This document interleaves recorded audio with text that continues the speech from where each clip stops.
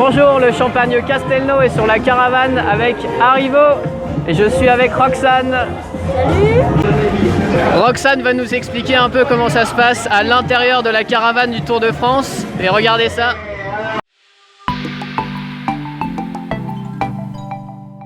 Salut Roxane. Salut!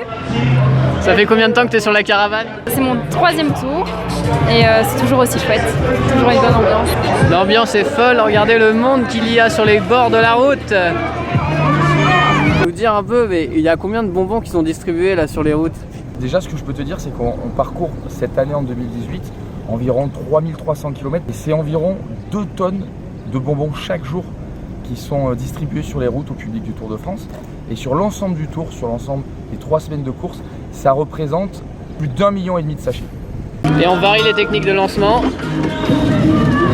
Bac rempli et donc tout ici, c'est aussi des bonbons en fait dans les bacs. Tous les bacs qui sont remplis et en fait au fur et à mesure on descend, on va tirer et du coup c'est notre outil magique, on a un râteau.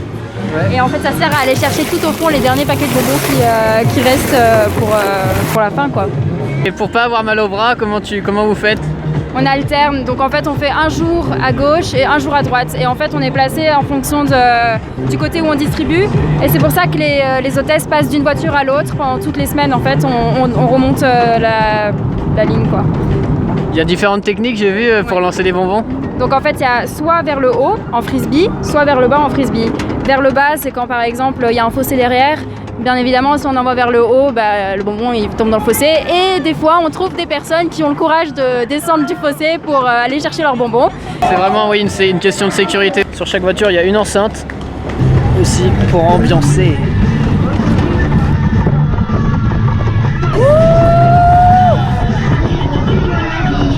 Et on va bien attacher la casquette. À l'intérieur de la caravane, il y a 2 points d'attache pour pouvoir être en sécurité. Je vais vous les montrer. Le premier point d'attache se trouve à l'arrière et il y a un deuxième point d'attache à l'avant. Est-ce que vous vous arrêtez des fois? Alors on s'arrête chacun une fois et sinon non on trace. Et le plus drôle en fait c'est que la première année je me souviens on faisait exprès de prendre au moins une pause juste pour vivre la remontée de la caravane parce qu'en fait toutes les autres caravanes continuent à avancer et nous on s'arrête sur le côté et donc du coup après on doit foncer pour récupérer notre place donc c'est toujours chouette.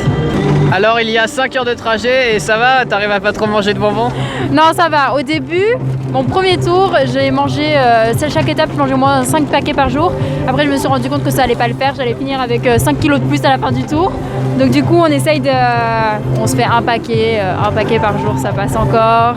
Et comme c'est des nouveautés en plus du coup on fait des tests, on essaye de... Ah oui, faut bien. Hein. Bah oui, faut bien. On a toujours une excuse de toute façon pour manger des bonbons donc. Comment tu fais pour que tes équipes elles restent au taquet et motivées et gardent la patate pendant tout le tour puisque c'est 3 semaines, un mois de tour? Ouais.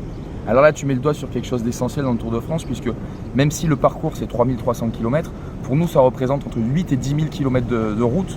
Donc effectivement la motivation, garder un esprit de groupe au sein de l'équipe Arrivo c'est essentiel et ça on se base bien sûr sur un groupe très uni parce que l'unité c'est essentiel si on veut être performant et surtout si on veut que ce soit une bonne expérience pour l'ensemble des participants à la caravane Arrivo et ça passe par bien sûr la bonne humeur et essayer de se reposer au maximum parce que la fatigue c'est souvent un facteur de problème dans un groupe donc le repos, la bonne humeur et c'est déjà pas mal pour une bonne recette. Et on peut dire Arrivo c'est bon la vie? Pour les grands et les petits. Sur chaque voiture, à chaque fois tu es toute seule? On est toutes seules sur nos caisses, mais par contre c'est comme je disais tout à l'heure, on a l'avantage d'avoir des radios.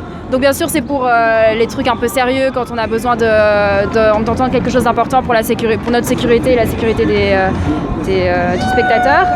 C'est ce qui est scotché à ton oreille. Oui voilà, tu vois là j'ai tout scotché et tout parce qu'avec le vent ça s'en va. Mais le plus drôle aussi à dire c'est qu'on est toute seule sur notre caisse mais l'avantage c'est qu'avec cette radio on a toujours contact avec notre chauffeur et tous les autres chauffeurs de la caravane ainsi que les hôtesses et du coup c'est des bêtises toute la journée, plein de blagues. Un petit truc qui est drôle d'ailleurs en ce moment c'est que les chauffeurs aiment bien regarder au bord des routes et on a trouvé un nom de code cacahuète. Et donc cacahuète à gauche, cacahuète à droite le long de la journée et c'est pour dire en gros jolie fille sur la gauche, jolie fille sur la droite. Et c'est toujours chouette d'entendre des trucs comme ça quand tu es tout seul en haut. Et puis voilà, c'est rassurant quoi. Merci Didier pour ce tour en caravane.